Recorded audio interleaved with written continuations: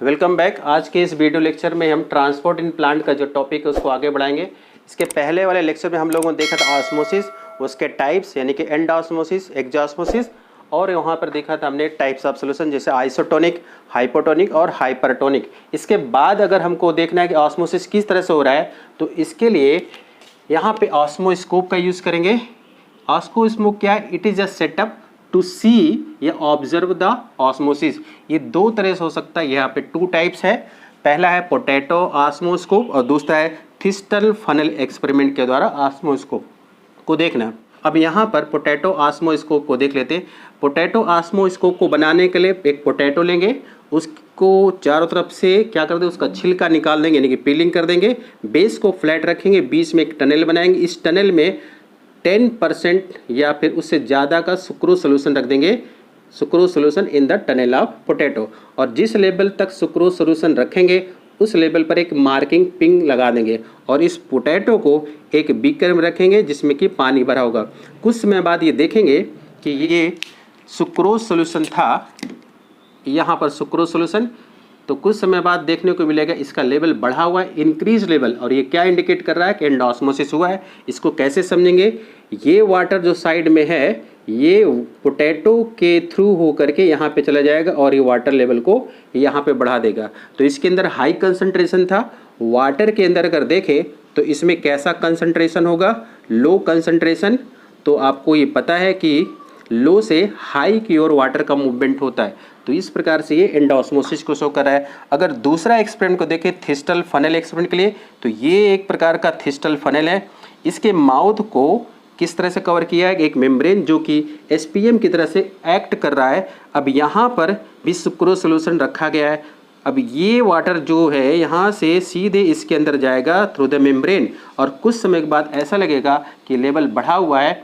तो यहाँ तक लेवल था, अब यहाँ से यहाँ तक बढ़ा हुआ दिख रहा है and this also indicates the end osmosis.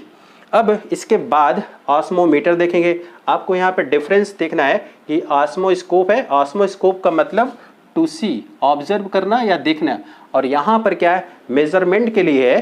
तो यहाँ पे देखिए this is the instrument for calculating the osmotic pressure, that is for measurement of osmosis. अब इसके लिए एक फार्मूला है, वॉन हाफ फार्मूला। वैसे तो आपके सिलेबस में नहीं है बायोलॉजी के, लेकिन यहाँ पे हमने स्टार बना के लिख दिया है। OP equal to CRT, C is the molar concentration, R gas constant और T यहाँ पे टेम्परेचर के लिए।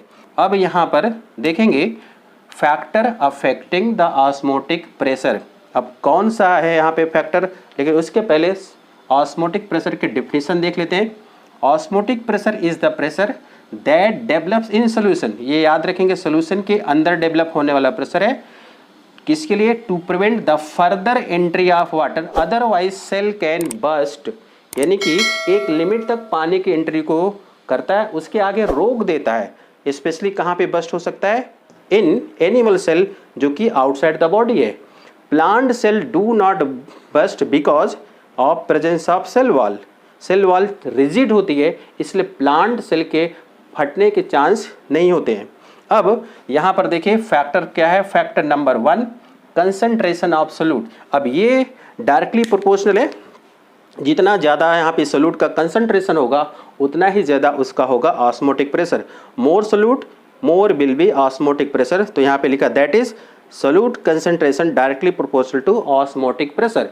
अब यहाँ पे दूसरा फैक्टर देखिए क्या लिखा हुआ है? Number of ions in the same concentration, यानी कि जो सोल्यूट पार्टिकल है उसका कंसंट्रेशन एक जैसा हो, तब हमको दूसरे फैक्टर को देखना पड़ेगा, वो है नंबर ऑफ आयन।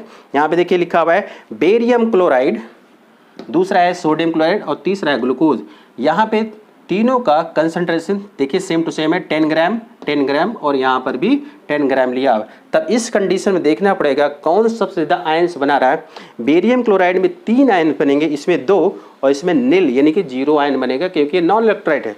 तो इसका सबसे ज़्यादा होगा ऑस्मोटिक प्रेशर, फिर इसका और यहाँ पे फिर लास्ट में ग्लूकोज का। अब यहाँ पर देखिए बेरियम क्लोराइड को अगर देखें तो यहाँ पे 3 आयन से 2 क्लोराइड आयन और 1 बेरियम का। इसके बाद यहाँ पे सोडियम क्लोराइड को देखें, एक सोडियम आयन है दूसरा क्लोराइड यानी कि 2 आयन।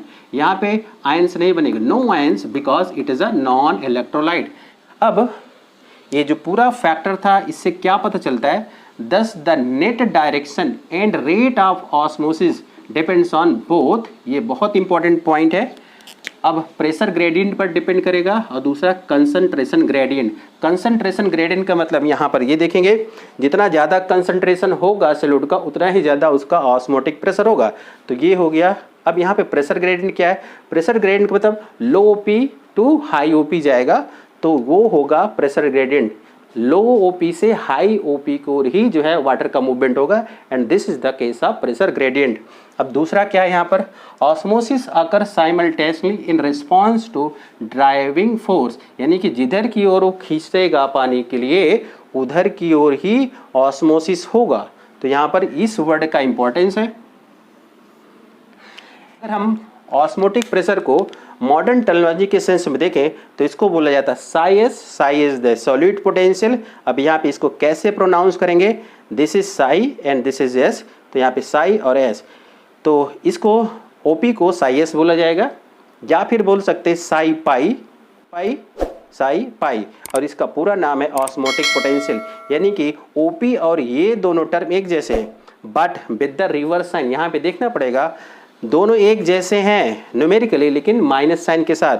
तो ये जो पूरा यहाँ पे आपको बताया, तो इसको कैसे लिखा जा सकता है, कैसे समझेंगे, OP is equal to minus psi S और OP is equal to minus psi pi. अब इसको कैसे समझना है, इसको समझने के लिए एक ये डायग्राम हमने यहाँ पे बनाया है। 100 ml यहाँ पर वाटर, 100 ml यहाँ पर वाटर, इधर 5 ग्राम का सॉल्यूट कंसंट्रेशन, इधर 10 ग्राम का, तो यहाँ पर 5 ग्राम है तो इसका लूप OP होगा इसके टेम्परेचर में, और इधर की ओर 10 ग्राम है तो इधर हाई ओपी होगा। तो पानी का मूवमेंट किधर से किधर होगा, ए से बी की ओर होगा। तो यहाँ पर इधर से इधर की ओर वाटर मूव करेगा, यानी कि ये प्रेशर ग्रेडियंट की बात है। अब अगर हम कहें कि इस वाले चैम्बर का ओपी 1 एटमॉस्फेरिक प्रेशर है और इधर वाले का 2, तो इसका साई एस कैसा हो जाएगा, -1, इसका हो जाएगा -2। तो इस कंडीशन में भी, साई एस कंडीशन में भी वाटर का मूवमेंट ए से बी की ओर होगा। ऐसा बिल्कुल नहीं समझना है कि यहाँ पे प्लस साइन है इधर माइनस, तो डायरेक्शन पानी के मूवमेंट का बदल जाएगा। पानी के मूवमेंट का डायरेक्शन अभी भी ए से बी की ओर ही होगा।